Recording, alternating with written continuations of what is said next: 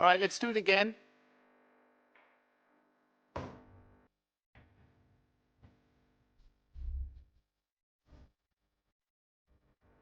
Silencio. I would like to have the authority of this conclave to discuss what has happened.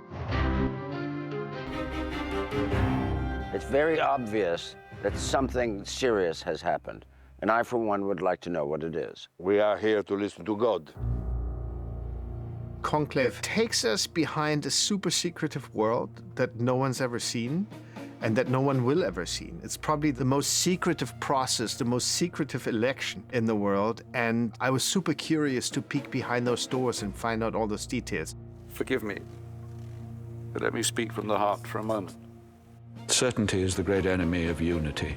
It's about faith, but the nuts and bolts function like a political thriller. They say eavesdroppers can use lasers to read the vibrations on the glass. Really? Well, let's hope none of our brothers suffer from claustrophobia, and who knows how long we're going to be in here. I think it has a real dramatic tension. Pass the chalice. And let it go to him. And I could never live with myself.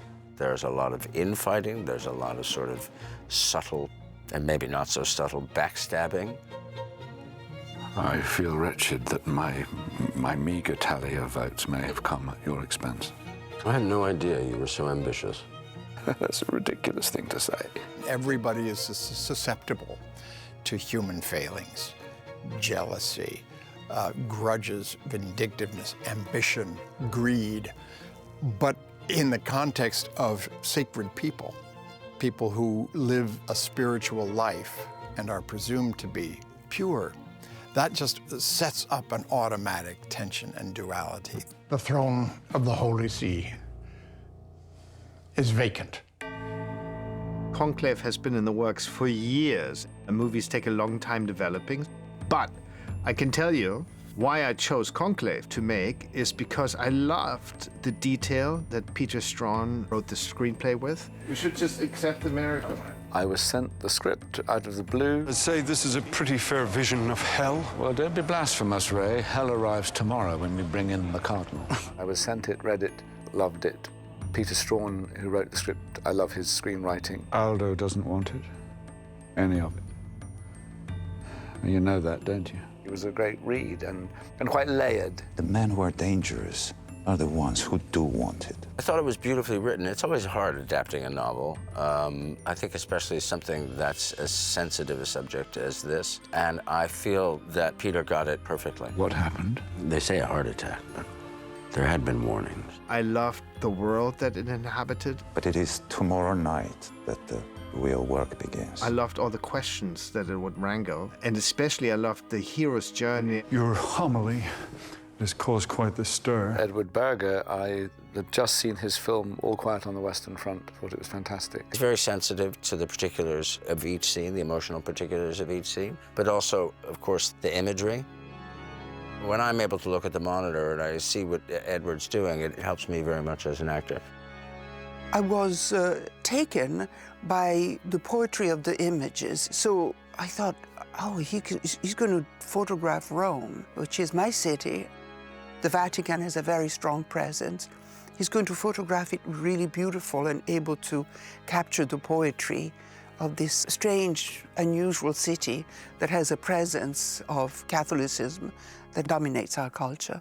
I really think it would be better if you let me deal with the situation. Would you be so good as to leave us now, Sister Agnes? I really am drawn usually to stories that are told from a very subjective POV, from a very first-person POV.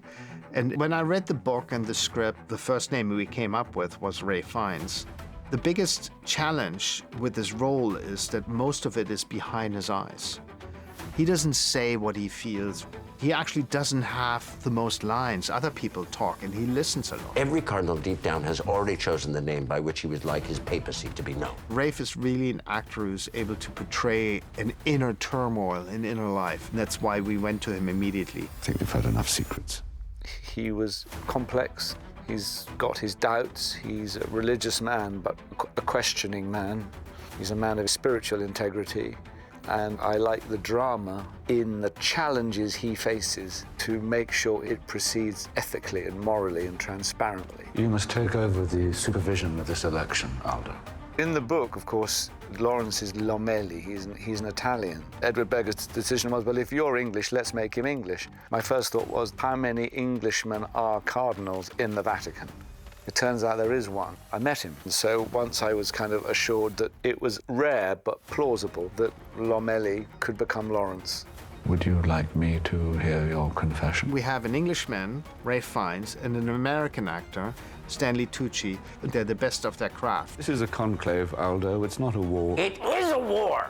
I felt them really trying to have a little fencing game with each other, verbal fencing bouts. Told me you wanted to resign, and then you step out of the shadows like this. The character is very much on the page. Now, who knows? And then it's really a matter of how angry someone might get, how emotionally available he might make himself during a scene, or how removed he might be during a scene. And that happens on the day. You should be ashamed. Ashamed. Ashamed. We should all be ashamed. Stanley's one of those actors where you watch him on set and it all feels very light. He might say the line and you won't see anything when you look him in the eye on set, but then on film, it's all there. And it's unbelievable. It's such a magic what he creates. It isn't Tremblay's reputation that's going to suffer. It's the church's. Every one of the characters has secrets. Tremblay has his secrets too. But also they are all cardinals, which means they are all candidates to be the most important figure in the Catholic Church. I know my name has been mentioned as a future pope. So it's quite important that everyone be a plausible pope, to have a certain deeply convincing spirituality. You would libel the Holy Father in his own home. It isn't libel. It's the truth. John is a force of nature. He brings an honesty to his roles. He brings a depth. He brings humor. He brings warmth. He brings a playfulness with words. He loves words, and you can see when he says those words how much he cherishes and wants to share them with an audience. I shall pretend this conversation never took place. Isabella Rossellini is obviously an icon. The role was very intriguing. I was the only woman in a sea of men that take decision, but she is not silent. Welfare of the sister is my responsibility. And this conclave is mine. There is a lot of presence, and I love that. Women don't have a very strong role in the Catholic Church. They are submissive, but I have this fantastic line. Eminences, although we sisters are supposed to be invisible, God has nevertheless given us eyes and ears. That is my favorite line in the script, because they do see, they do hear, they have opinion, and their presence tells. And sometimes they can have an authority without words, serving a glass of wine, serving a glass of water. She slowly brings a new voice to the church and to the proceedings that we are privy to witness. And she does it in a very quiet, subtle way, but her power is omnipresent in the movie. Welcome to our order, Vincent Benitez, Cardinal Archbishop of Kabul. We found Carlos Dietz in Vancouver. He's an actor from Mexico. There was a worldwide casting call, so I submitted for it. I was invited to audition, and I talked to Edward about my take about the character, the tone of the story, and we agreed on certain things. And then I was invited to another call back in Rome, and that's how I got it. Let our differences unite us. Benitez is the voice of reason and love, and that's how he commits himself. There are millions outside these walls looking to us for guidance. There's a quality to his playing that felt needed to be very fresh and then needed to have a deeper layer. I am what God made me. Quanto staremo ancora? Quanto vivremo ancora in questa debolezza? Sergio Castellitto is a wonderful Italian actor. He's a superstar in Italy. And Sergio brings an anarchic quality to his role, to his appearance on set. No. And you feel that energy in the film. Senza Roma, senza la tradizione di Roma, things fall apart. It was very important to be authentic, and that's why we went to shoot it in Rome. Of course, it was fantastic for me to shoot a film in Rome. I was born in Rome. So I was here as an Italian, as a Roman, and as a foreigner. The best. We're in a country where craftsmanship and artistic brilliance to do with image is extraordinary, going back centuries. You feel the history of cinema in these walls, and it's an incredible honor. It's incredibly inspiring to shoot on these grounds, to walk the places where Antonioni worked, and make a movie there. It just inspires the film, inspires the process, inspires everyone who works on it. The whole film, from a design point of view, is about balance of everything, light and dark, male and female, traditional and contemporary. So we've got these elements of Rome and the Vatican that are traditional and beautiful and ornate and gilded and ancient. And then we've got sharp, airless, locked in, brutal, fascist sort of designs. Most of our scenes take place in the Sistine Chapel, where the College of Cardinals is sequestered. Our very first day of work was not work at all. It was a special tour of the Vatican Museum, ending in the Sistine Chapel. Of course, we don't shoot in the Sistine Chapel. We built the Sistine Chapel and the Casa Santa Marta, the hallways and the papal suites and the cardinal suites in the famous Cinecittà studios. Bringing the Sistine Chapel to life was actually much easier than we thought, because there's a set already built in Cinecittà that we were able to put back together again. And we even used the same painters that put it together in the first place, so their efforts and works were brilliant. You don't even have to do research, you're just here. I wanted it to feel like a posh prison almost. They were locked in, so the doors have elements of prison doors about them. The windows very rarely open. We've got shutters on them. And then working with Stefan and the lighting of those environments was really important, to have this sort of hermetically sealed feeling when they're inside the Casa Santa Marta, and then this slight more freedom when we're in the Sistine and when we're in the gardens of the Vatican. I got obsessed about when they have dinner, what do they wear? You know, they have a red choir dress when they sit in the Sistine Chapel, then they go back to the Casa Santa Marta. And do they all change?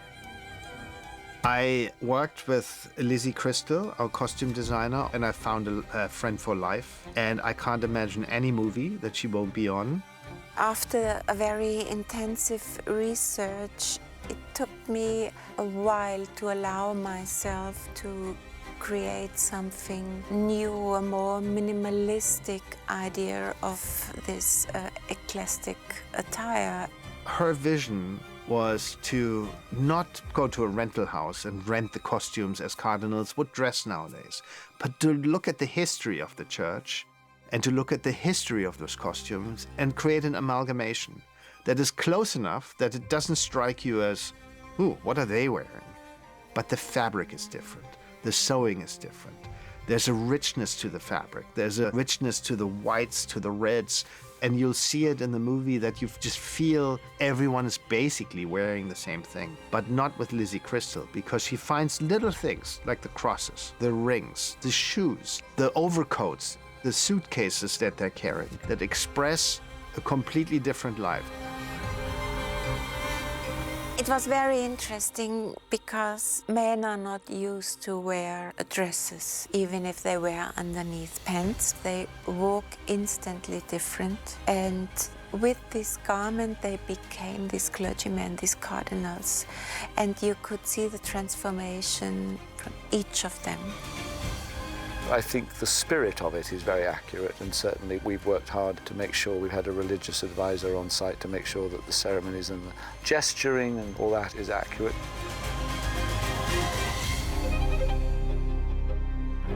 Music or movie making is always manipulation, no matter what you do. But I like to counterscore rather than manipulate the audience into one feeling, and Volker's music does that beautifully.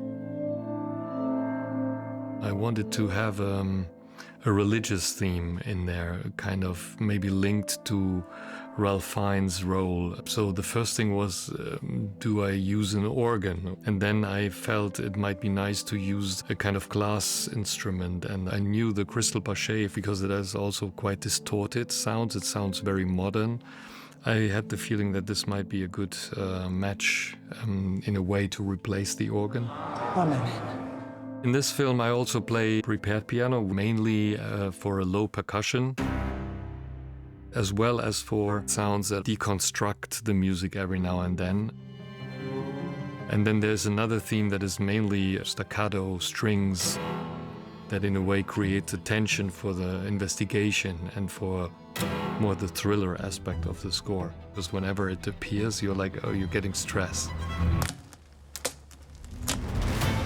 I like films where you feel that the people who've written it and making it are relishing the complexity of what's at stake. This report would never have seen the light of day if you had not broken into the Holy Father's apartment. I think everyone will feel different, and everyone takes away what they take away from a movie. What I like to take away is that I identify myself with this character, and he's gone through a journey and he feels liberated from the burden that he felt before. And that's how I want to feel at the end of the movie. And it's great if some audiences want to follow that feeling. It was as compelling as a mystery novel in this extremely unusual setting and subject. If there was only certainty and no doubt, there would be no mystery.